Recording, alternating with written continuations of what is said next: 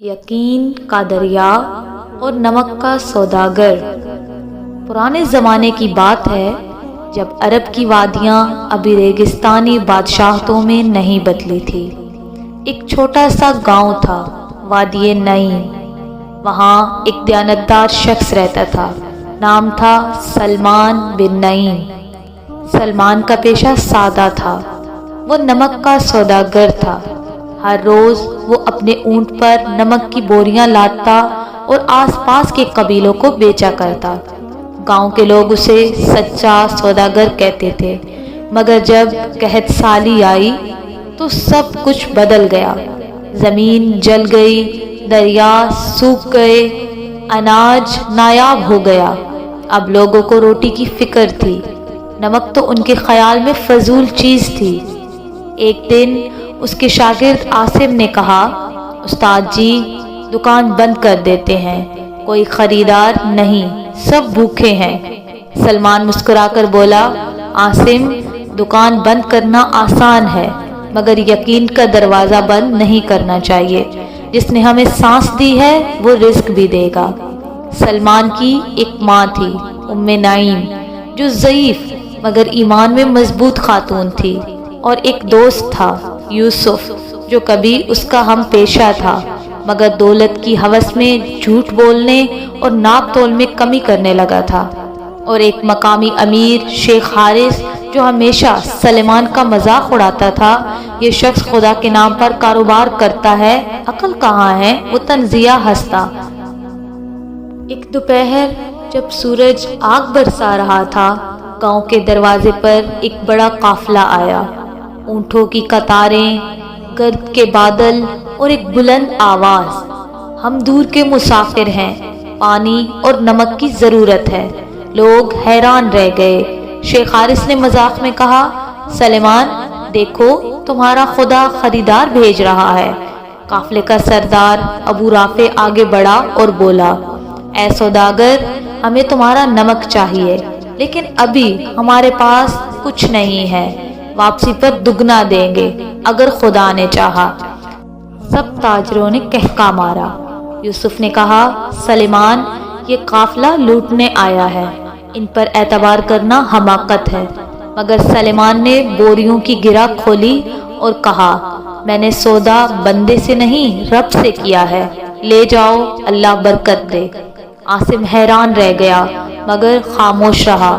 قافلہ نمک لے کر روانہ ہو گیا۔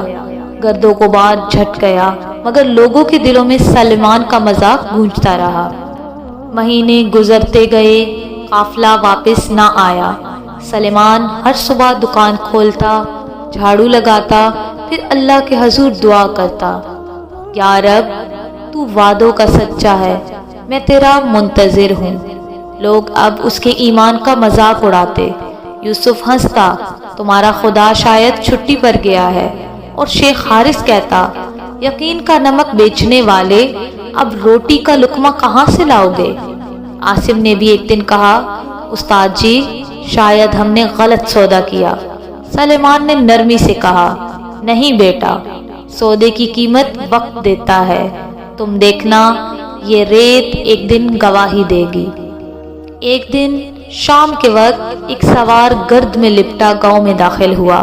وہ ہانپتا ہوا سلیمان کے دروازے پر آیا اور زمین پر گر گیا۔ سلمان بن نعیم کہاں ہے؟ سلیمان دوڑا، وہی قافلے کا آدمی تھا، ابو رافع کا قاصد۔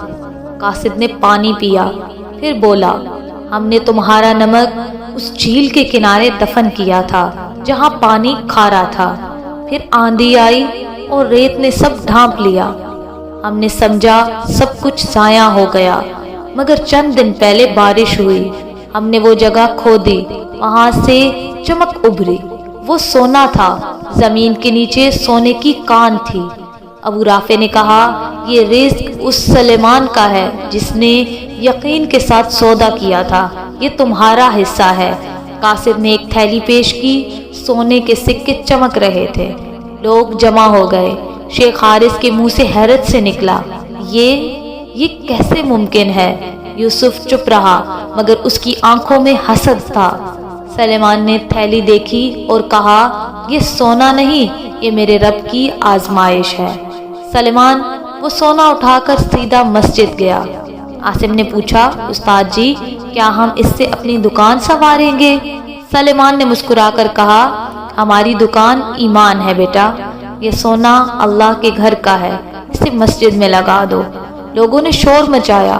یوسف نے کہا، پاگل ہو گیا ہے، دولت خدا کی نعمت ہے، آزمائش نہیں۔ سلیمان نے جواب دیا، اگر دولت دل میں اتر جائے تو زہر بن جاتی ہے، میں چاہتا ہوں یہ مسجد کی اینٹوں میں دفن ہو جائے، میرے دل میں نہیں۔ مسجد کی تعمیر شروع ہوئی۔ سلیمان دن رات مزدوروں کے ساتھ کام کرتا۔ کچھ عرصے بعد سلیمان کی ماں بیمار پڑ گئی۔ حکیموں نے کہا کہ علاج کے لیے نایاب دوائیاں درکار ہیں۔ عاصم بھاگتا آیا، استاد جی وہ سونا یاد ہے، اگر وہ بچا ہوتا تو اماں بچ جاتی۔ سلیمان خاموش رہا۔ ماں نے نرمی سے کہا، بیٹا اگر اللہ نے مجھے بلایا ہے تو میں تیرے یقین کی برکت سے جانا چاہتی ہوں۔ میرا کفن اسی سونے کے صدقے کی چادر سے تیار کرنا جو مسجد میں لگی تھی، تاکہ میں بھی رب کے گھر کی خوشبو میں لپٹی جاؤں۔ یہ سن کر سلیمان کی آنکھوں میں آنسو بہنے لگے۔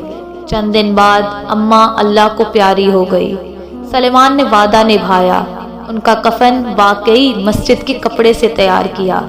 یوسف جو پہلے حسد کرتا تھا اب بدلہ لینے لگا۔ وہ شیخ حارث کے ساتھ مل کر سلیمان پر الزام لگانے لگا کہ اس نے مسجد کے نام پر سونا چھپایا ہے۔ گاؤں کے لوگ مشکوک ہو گئے۔ قاضی کو بلایا گیا۔ سلیمان عدالت میں پیش ہوا۔ قاضی نے کہا، کیا تم نے سونا چھپایا ہے؟ سلیمان بولا، میں نے کچھ نہیں چھپایا۔ قاضی صاحب اگر میرا رب گواہ ہے تو انسان کی گواہی کی ضرورت نہیں۔ عین اسی وقت ابو رافع کا ایک سپاہی آیا۔ اس نے قاضی کے سامنے کہا، یہ وہی سلیمان ہے جس نے نمک ہمیں دیا تھا اور جس کی دیانت کی وجہ سے بادشاہ نے حکم دیا ہے کہ اسے قبیلے کے خزانے کی ذمہ داری دی جائے۔ سب لوگ حیران رہ گئے۔ قاضی نے اٹھ کر سلیمان کا ہاتھ چوما اور کہا کہ جس کا یقین اتنا مضبوط ہو اس پر شک کرنا ظلم ہے۔ وقت گزرتا گیا۔ سلیمان نے بادشاہ کے خزانے کی حفاظت کی، مگر خود کبھی ایک سکے کو ہاتھ نہ لگایا۔ وہ اب ایک بزرگ بن چکا تھا۔ ایک دن شام کے وقت عاصم جو اب خود ایک سوداگر بن چکا تھا اس کے پاس آیا۔ استاد جی میں نے ساری زندگی آپ کے جیسا ایمان نہیں دیکھا، بتائیے یہ راز کیا ہے؟ سلیمان نے مسکرا کر کہا، بیٹا یقین وہ دریا ہے جس میں تیرنے والا کبھی ڈوبتا نہیں۔